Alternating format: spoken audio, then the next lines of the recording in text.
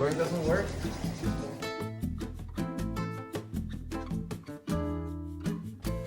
Hi, my name is Dr. Omar Perez. I'm an orthopedic surgeon and sports medicine specialist, and today we're going to talk about one of my favorite players, Mr. Carlos Correa. Currently for the Minnesota Twins, but is a World Series champion for the Houston Astros. I have a ball already signed, and that was when I was working with the Houston Astros in my fellowship. I had the privilege to cover some of the Astros game. Even went to Kissimmee where they did the spring training, and I spent about 3 weeks in the ball club seeing the new prospects for the minor leagues. And we kind of, baseball is more like it's like a club, it's like a brotherhood. So after the players see you consistently for a few weeks, they start high-fiving you, fist-pumping you, and they make you feel like you're part of the crew. So that was very special for me.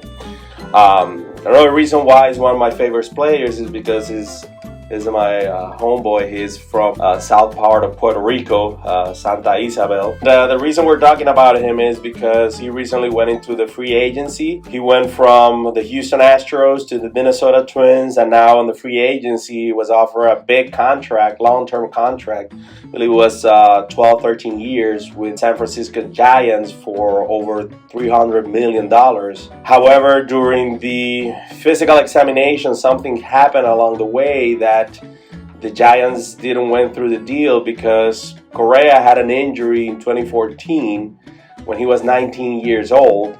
Remember, he got into the league, he was 20 years old, very, very young. So the injury he suffered to his ankle in 2014, he was sliding through a base, and once he hit the base, he felt a crack, and he fractured his ankle. Okay, the injury he suffered is when his foot was sliding to tag the bag. It hit the outside part of the ankle, and the ankle is composed of 3 bones: the fibula, which is the thin, skinny bone; the tibia, which is the main big bone of the ankle; and the talus. The 3 of them create the ankle movement.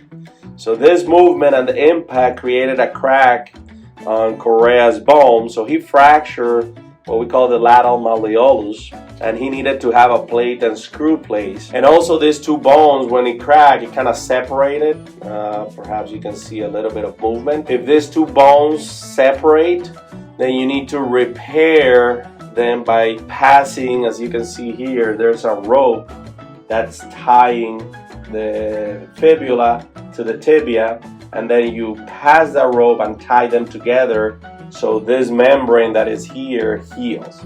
So that was the injury he had. He went out and about. He healed very well. He played, the whole season with the Astros, no major injuries. It was one of the first injuries he had. Now, having to account that since he came into the league, other than this injury, his season were played with other injuries. He suffered a thumb ligament damage that required surgery.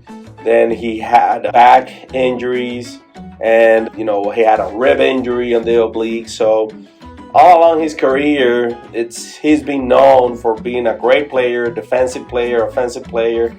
But then somewhere along the line, he loses too many games each season because of injury. So that brought up a red flag for the team physician of the Giants. More so, even though he never complained of any ankle problems, his last season in Minnesota, he felt sliding back into a base that there was a hit to the metal plate, and he was complaining of a vibration sensation or a weird sensation when that impact happened. So I think that subsequent trauma raised concern for the San Francisco Giants not to sign him.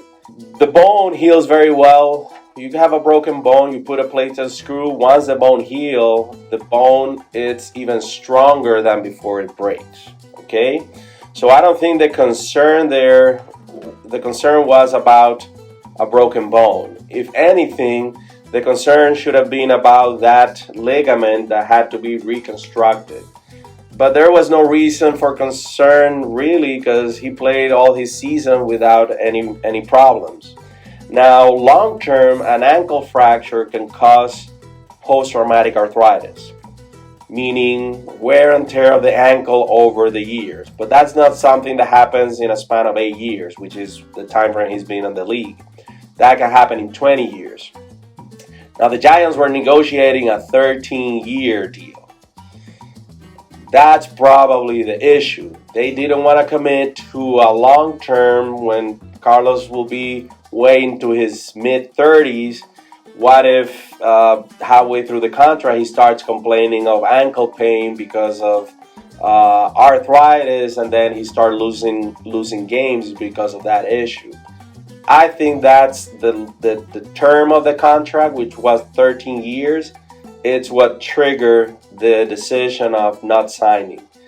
Having to account that after he went from the Giants, he went to the Mets, which they were about to sign, and also concern was about the physicals, because he was asking to have a multi-year deal, more than 10 years. Now he most recently re-signed by the Minnesota Twins for a $200 million, and I think the length of a contract might be 7-8 years, which is close to half of what the other teams were asking for. So I think dropping on the term of the contract help him in order to sign with the Minnesota Twins. And also, they no longer have to pay 300 and something millions. The contract is around 200 millions, which it's pretty good. I don't know anybody who will complain to. Once you go past 100 millions, I think everything falls in place. So I just wanted to clarify, because it's an injury that not many people know about, because it happened before he entered the major leagues.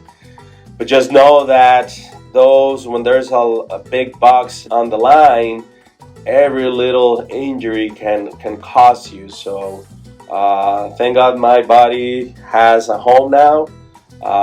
He is in the AL Central. It's a competition for the White Sox. So at least I'm glad I will be able to see him every time he comes to the White Sox stadium. So Correa, you're my buddy. Hope the best for you.